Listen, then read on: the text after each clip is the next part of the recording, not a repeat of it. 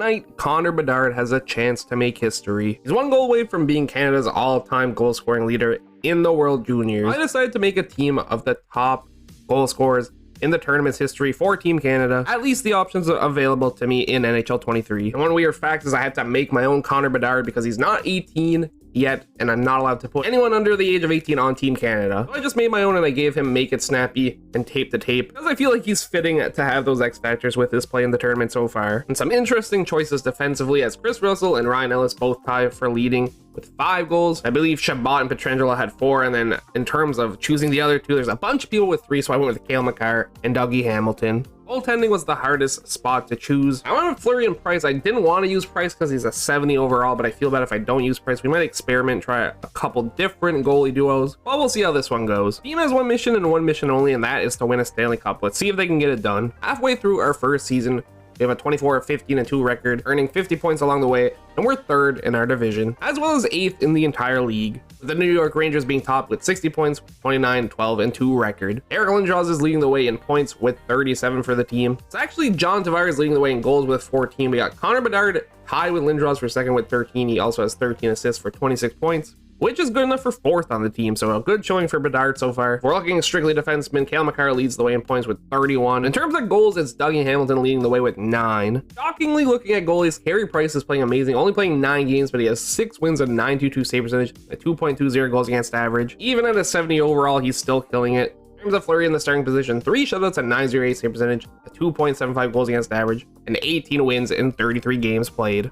If we look at the entire league, Pasternak's leading the way with 55 points. Connor McDavid and Max Pacioretty, of all people, being tied for 1st in the league in goals with 28. Not expected to see Max Pacioretty up here for some reason. Goaltending, Shesterkin and Campbell are both sharing the number 1 spot in wins with 22. Sturgeon with the overall better stats at a 9.20 save percentage and a 2.41 goals against average. Gonna cap off our mid-season update by looking if Connor Bedard went up in overall or not, and he did. He's up to an 80, so he started at 79 and he's up to an 80. At the end of the season, we finish with a 46-31-5 record, 97 points earned. 2nd in our division, Winnipeg Jets taking the top spot with 105 points, 49 wins, 26 losses, 7 overtime losses. Good season for them. In terms of the entire league, we'd bump our position up by 1, finishing 7th. The New York Rangers would stay kings with 110 points, a 53-25-4 record. When the dust settles, Eric Lindros will lead our team in points with 69.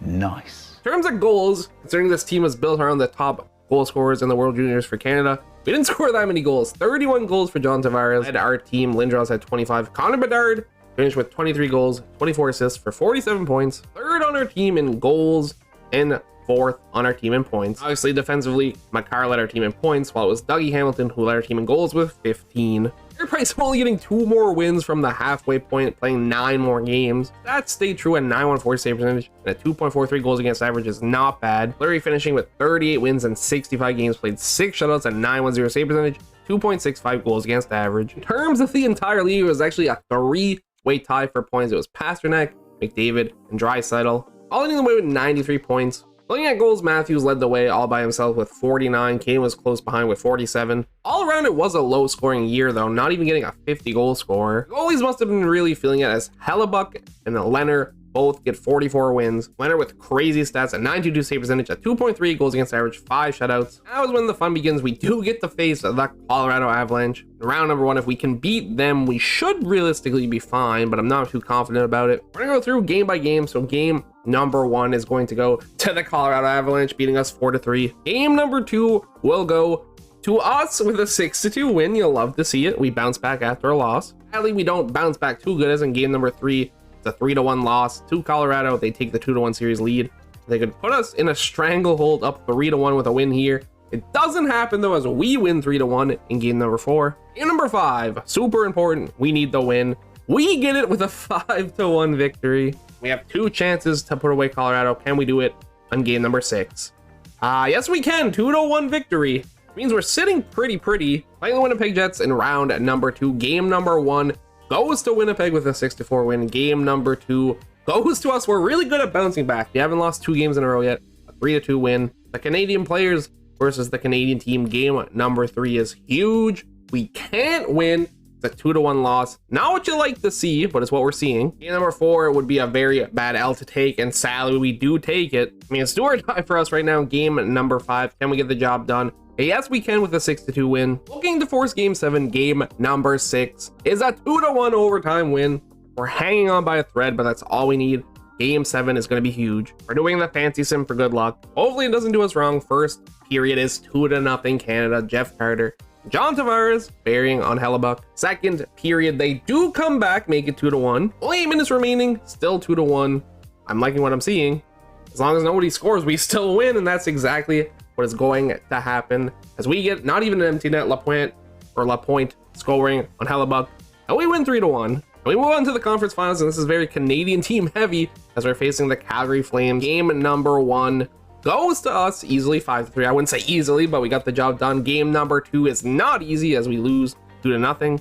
Game number 3 is going to go to us as well, 5-2 win. So if we score 5 goals, we win. I feel like it's a pretty good strategy, I'd say. Game number 4 to move up 3-2, and by 3-2 I mean 3-1. Either way, it doesn't happen. We lose 2-0. The series is tied up at 2. Game number 5 is super important, and it's a 3-0 loss. I believe in our ability to do it. Game number 6, what do we got? 6-0 win. Exactly, we're fine. If the fancy sim helped us in our first game 7, it'll surely help us in our second one. First period, it's not helping us at all. 2-0 Calgary. That's not what I wanted to see. Kadri and Coleman scoring.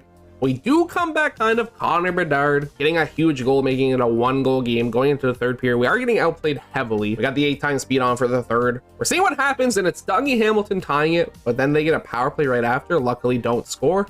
I feel like we have a chance. We're getting massively outplayed. It doesn't matter. It only takes 1 shot, and then the game's over.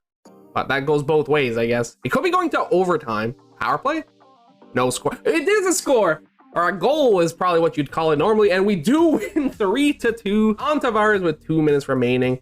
Clutches up so hard. It's not going to be an easy one. We have to beat the Tampa Bay Lightning. We had 2 game 7s and a game 6. Let's just have a sweep. Let's make it easy. Game number 1 is a 2-0 loss, so that's not happening, at least not for us. Fine, we always come back. Game number 2, yep, 4-1 win. This is the comeback team. They're all about coming back strongly, and we come back even stronger in the next game. I guess not really. We win by 1 less goal, but we do win 3-1. Speaking of 3-1, we could go up in the series 3-1 with a win right here. It's not what happens. It's a 4-2 win for Tampa Bay. The series doesn't have a best of 3, and in game number 5, it has to be a win, and it is 2-0. Game number 6, the final win needed for the Connor Bedard Stanley Cup winning performance. They don't get it done. 4-1 loss. Game 7 in back-to-back series, back-to-back at that. Game 7 Stanley Cup Finals. I've simmed the first 3 periods. It's 4-4. You know what that means? It's overtime. We're gonna jump in. We're gonna watch the overtime, and whoever wins. Computer versus computer. I obviously can't control the outcome. We got the black jerseys on. Let's see what happens. Braden Point.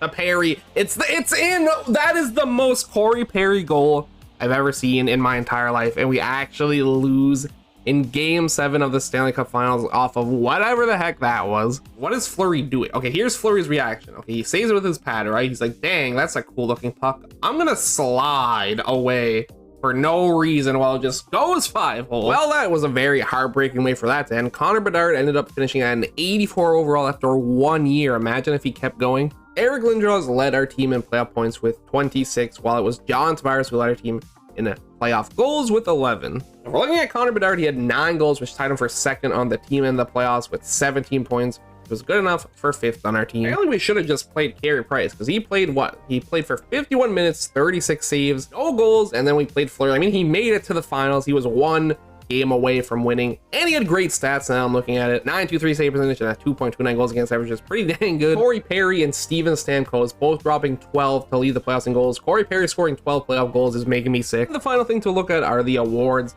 The Art Ross Trophy going to Leon Draisaitl, the Hart Memorial Trophy going to Connor McDavid, the James Norris going to Adam Fox, Lady Byng going to David Pasternak, the Calder going to Connor Bedard, unsurprisingly, Conn Smythe going to Steven Stamkos, Vesna going to Leonard, Shesterkin getting the William M. Jennings, Tyler Myers getting the Bill Masterson. I say Bill Masterson, it's Bill Masterton. I always mess that up. Frank J. Selke to Bergeron, Ted Lindsay to Draisaitl, and Maurice Richard to Austin Matthews. Can Canada's World Juniors goal scoring leaders win a Stanley Cup? The answer is sadly no. Kind of tried a different approach to today's video. We kind of dragged out one season instead of doing multiple seasons. I'd like to know which one you guys prefer. Would you prefer me doing 3 seasons with the same team, or doing one like really long series where I go super in depth with every stat? Let me know either way. Thank you everybody so much for watching. I hope you enjoyed. I'll catch you in the next one. Peace out.